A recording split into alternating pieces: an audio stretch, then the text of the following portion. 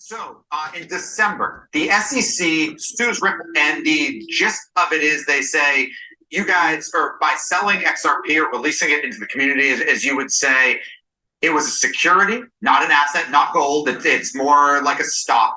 And you didn't register it. What you did was illegal. That lawsuit, I think, is misguided.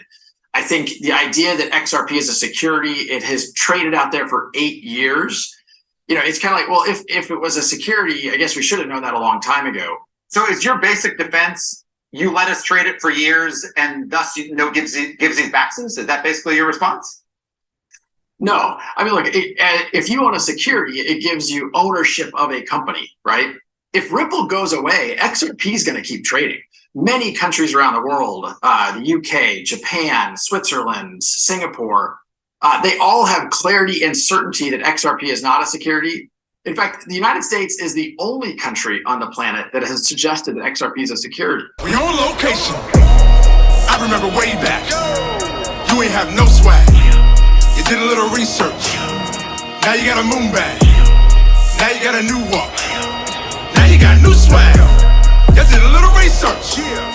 Now you got a moon bag. Well, let me show you what the moon bag's like. You take them gains when it gets that high. I mean, the market may dip for a little bit. That's when I hurry up and buy. Me, I just want to rub them thighs. I like my oatmeal chunky.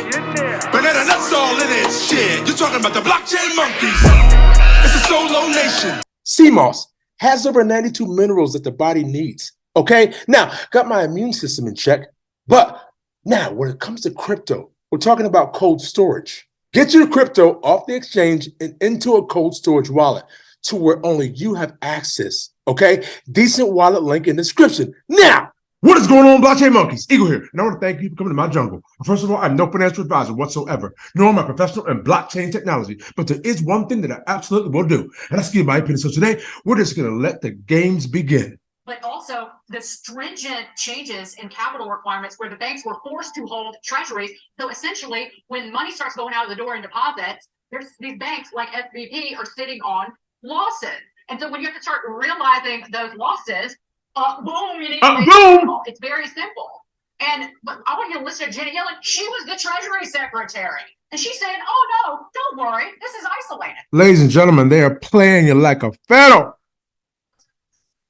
I will just say you mentioned Silicon Valley Bank. There are recent developments that concern a few banks that I'm monitoring very carefully. And when banks experience financial losses, it is and should be a matter of concern. Silicon Valley Bank was a really extreme example of what happens when the Federal Reserve hikes interest rates, and it was compounded by the fact that the bank has this concentration. Lying right to your face. The internet and financial world is abuzz. How did Silicon Valley Bank suddenly collapse over 2 days? Quote, the company's downward spiral began late Wednesday when it surprised investors with news it needed to raise $2.25 billion to shore up its balance sheet. All told, customers withdrew a staggering $42 billion of deposits by the end of Thursday, according to a California regulatory filing. End quote. Really? Now, why would that be? A perfectly good bank. For 5 years running, Forbes named it the Bank of the Year for 5 years running. There are multiple theories flying around. People are trying to link it to exposure to crypto and Sam Bankman-Fried and FTX. Others state it's a complex set of factors to do with the recession and less demand for technology. And SVB, or Silicon Valley Bank, was obviously a heavy Silicon Valley type of bank. Others point out to the heavy Israeli startup money held in Silicon Valley bank accounts who just happened to be protesting heavily against Prime Minister Benjamin Netanyahu's activities in Israel. You really shouldn't upset Bibi. Netanyahu represents a giant Likud-based drug trafficking ring operating for decades all over the world. It's advisable not to upset him and his City of London crew. That crew also includes Ian Kissinger and Rupert Murdoch, the multi-billion-dollar alt media star. That's sarcasm, by the way.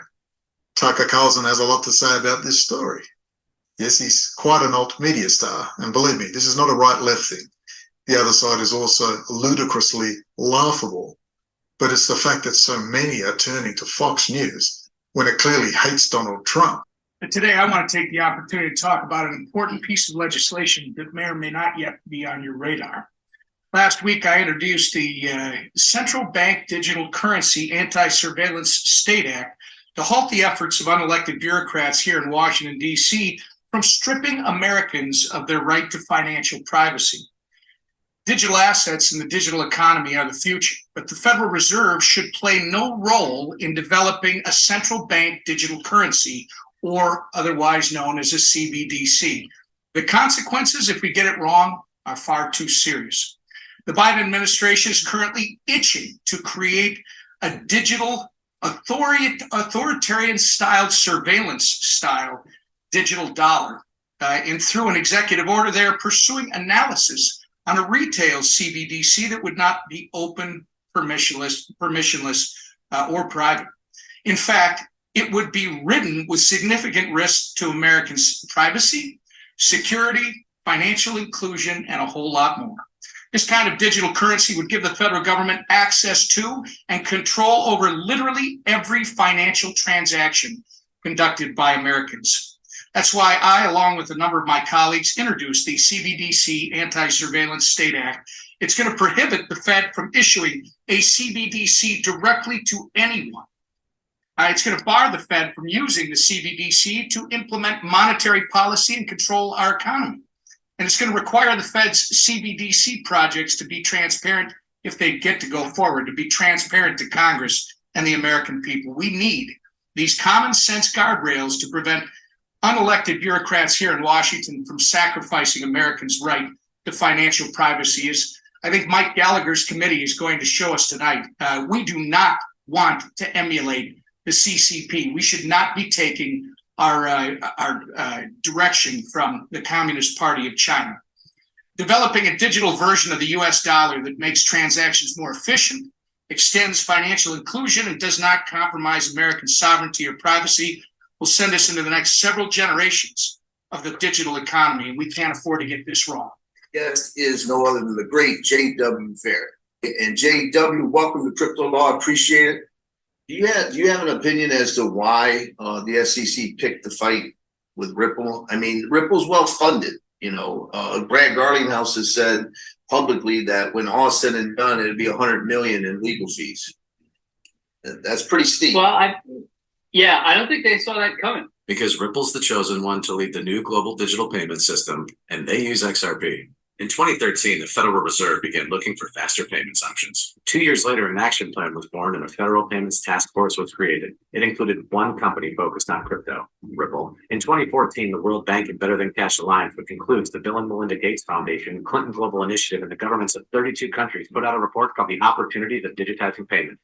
1 year later, the Better Than Cash Alliance featured one crypto company on their website, Ripple. Today, Better Than Cash Alliance and all other UN initiatives are focused on a single agenda, the Sustainable Development Goals for 2030. You can see the SDGs logo on Bill Gates' lapel, world-leading companies, the Better Than Cash Alliance website, and on the UN's official exchange, Exchange. What crypto is Exchange officially utilizing for their carbon credit solution? XRP. The world will move to a new international standard for exchanging electronic messages between financial institutions by 2025 called ISO 20022.